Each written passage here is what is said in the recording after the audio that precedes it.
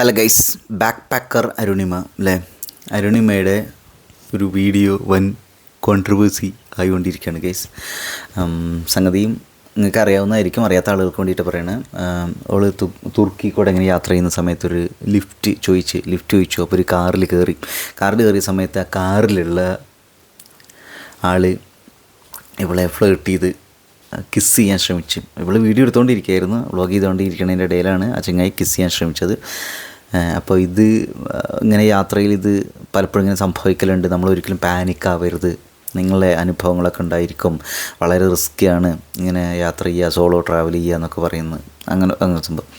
പിന്നെ വേറൊരു ചങ്ങായി അതേപോലെ തന്നെ ഇവൾ വ്ളോഗ് ചെയ്തുകൊണ്ടിരിക്കുമ്പോൾ തന്നെ ഇങ്ങനെ മാസ്റ്റർബേറ്റ് ചെയ്തുകൊണ്ടിരിക്കുകയായിരുന്നു. അപ്പോൾ അതിൻ്റെ ഒരു സംഗതി പോസ്റ്റ് ചെയ്തിട്ടുണ്ട്. അപ്പോൾ അത് ഏഷ്യാനെറ്റ് അങ്ങനെ കുറേ ചാനലുകൾ ഇതൊക്കെ അതിനെക്കുറിച്ച് ചർച്ച ചെയ്തിട്ടുണ്ട്. അപ്പോൾ സംഭവം എന്താണെന്ന് വെച്ചിട്ടുണ്ടെങ്കിൽ, സോഷ്യൽ മീഡിയയിൽ പോസ്റ്റ് ചെയ്തപ്പോൾ, അതുപോലെ യൂട്യൂബിൽ ഇൻസ്റ്റഗ്രാമിലാണ് കൂടുതലും. അത് നോക്കുമ്പോൾ പക്ക നെഗറ്റീവായിട്ട് ഇഷ്ടം പോലെ പ്രതികരണങ്ങൾ, കമൻറ്റുകൾ വന്നിട്ടുണ്ട്. അതായത് ഇവൾ കള്ളത്തിയാണ്, ഇവൾ മനഃപൂർവ്വം റീച്ച് കിട്ടാൻ വേണ്ടിയിട്ട് ഇങ്ങനെ ചെയ്തുകൊണ്ടിരിക്കുകയാണ്, ഇവളത് പോസ്റ്റ് ചെയ്തിറങ്ങി കണ്ടില്ലേ.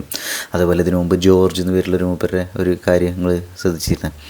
അതായത് ആ വീട്ടിൽ ഇവളെ താമസിപ്പിച്ചിട്ട് ഇറങ്ങിപ്പോകാനൊക്കെ അങ്ങനെ ഒരു സംഗതി ഇവൾ വൻ സീനാക്കിയത് അല്ലേ. അപ്പോൾ അതുമായി ബന്ധപ്പെട്ടുള്ള ആൾക്കാർ ആ ഒരു മൈൻഡ് വെച്ചിട്ടാണ് ഇവളോട് ടൈപ്പാണെന്നൊക്കെ പറഞ്ഞിട്ട് കുറേ ഇത്. ഞാൻ എൻ്റെ ഒരു അഭിപ്രായം പറയട്ടെ ഗൈസ്. ഒന്നാമത്തെ കാര്യം എന്താ വെച്ചാൽ ഞങ്ങൾ ഒരേ നാട്ടുകാരെന്ന് പറഞ്ഞാൽ ഞങ്ങളൊരു 7-8 കിലോമീറ്റർ അപ്പുറത്താണ് വീട്. അപ്പോൾ നേരിട്ട് കണ്ടിട്ടൊന്നുമില്ല കേട്ടോ, വീട് ഒറ്റപ്പാലം. അപ്പോൾ ഇവിടെ പറഞ്ഞു വരുന്നത് അതുകൊണ്ട് പറയണതൊന്നുമല്ല കേട്ടോ. സംഗതി എന്താ വെച്ചാൽ, നമ്മൾ ഒരു മനുഷ്യനെ വിലയിരുത്തുമ്പോൾ പലപ്പോഴും നമ്മുടെ ഒരു അഭിപ്രായം സോഷ്യൽ മീഡിയയിലൊക്കെ പറയുന്ന സമയത്ത് അയാളുടെ ചരിത്രം എന്തായിരുന്നു, അല്ലെങ്കിൽ അയാൾ അന്ന് അങ്ങനെ ചെയ്തില്ല അതുകൊണ്ട് ഇയാൾ ടൈപ്പാണ്, ഇങ്ങനെയാണ്, അല്ലെങ്കിൽ മുമ്പ് അയാൾ നല്ല കാര്യം ചെയ്തു അതുകൊണ്ട് ഇയാൾ നല്ലതാണ്, അങ്ങനെ ഒരു വിലയിരുത്തുന്ന ഒരു പരിപാടി ഉള്ളതായിട്ട് എനിക്ക് തോന്നിയിട്ടുണ്ട് കേസ്. ഞാനൊരു കാര്യം പറഞ്ഞു, ഇപ്പോൾ അഖിൽ മാരാറിൻ്റെ ഒരു കാര്യത്തിലൊക്കെ എനിക്കിതിലൊരു റെസ്പെക്റ്റ് ഉള്ളത് എന്താ വെച്ചാൽ, അഖിൽ മാരാറിൻ്റെ ഒരു കാഴ്ചപ്പാട്, നമ്മൾ സാഹചര്യമില്ലേ, നമ്മൾ ഒരു സാഹചര്യത്തിൽ ഒരു മനുഷ്യനെ എങ്ങനെയാണ് പെരുമാറുന്നത്, സാഹചര്യത്തിൽ നല്ല. ഫോർ എക്സാമ്പിൾ, ഇപ്പോൾ ഒരാൾ അനാവശ്യമായിട്ട് ആൾ ചൂടായി, ഒരു ആവശ്യമില്ലാണ്ട് അയാളുടെ ഭാഗത്തായിരുന്നു തെറ്റ്. അപ്പോൾ നമ്മൾ ആ വ്യക്തിയല്ല, അയാളുടെ ആ പെരുമാറ്റത്തിനെയാണ് നമ്മൾ എന്ത് ചെയ്യുന്നത്, പ്രതികരിക്കുന്നത്.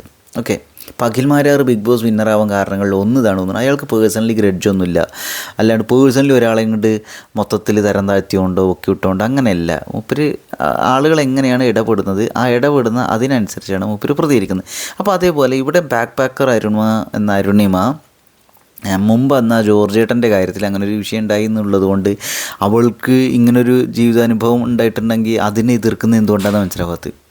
നമ്മൾ സപ്പോർട്ട് ചെയ്യല്ലേ വേണ്ടത്.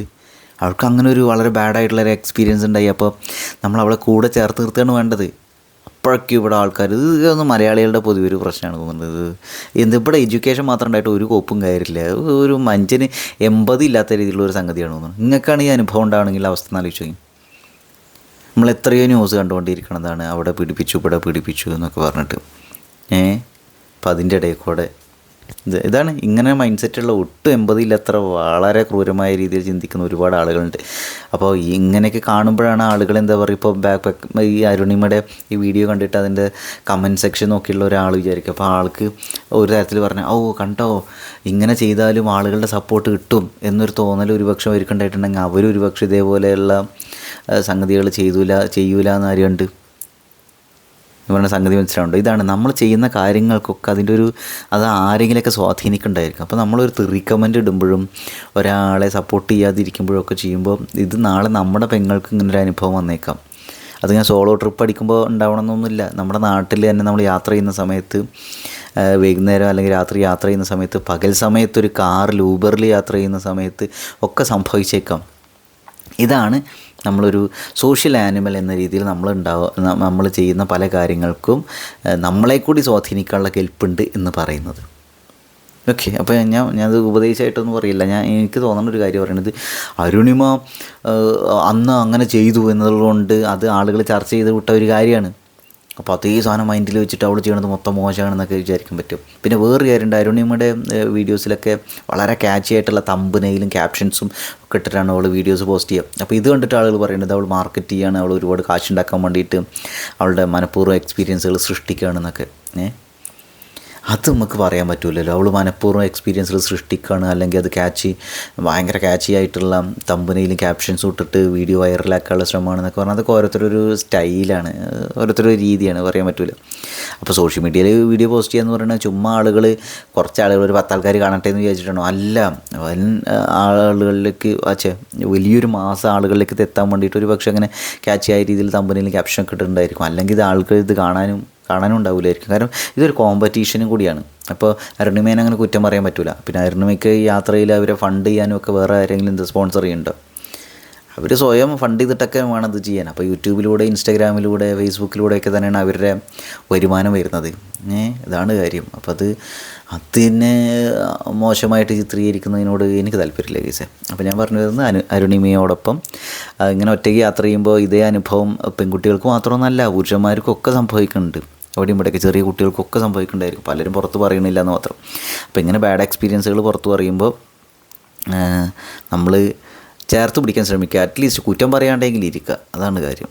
എന്താ വെച്ചാൽ നമ്മളിങ്ങനെ അരുണിമേനെ തെറി വിളിച്ചുകൊണ്ടുള്ള കമൻറ്റുകളും ഒക്കെ ഇടുന്ന സമയത്ത് ഞാൻ കുറച്ച് മുമ്പ് പറഞ്ഞ അതേ പോയിൻ്റാണ്. ഇത് നമ്മൾ സമൂഹത്തിന് എന്ത് മെസ്സേജാണ് കൊടുക്കുന്നത്?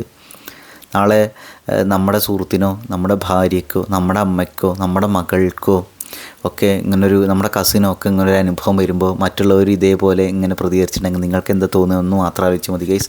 ആദ്യമായിട്ടാണ് ചാനൽ കാണുമെങ്കിൽ സബ്സ്ക്രൈബ് ചെയ്യുക. നിങ്ങളുടെ അഭിപ്രായങ്ങൾ കമൻറ്റ് ചെയ്യാം കേട്ടോ.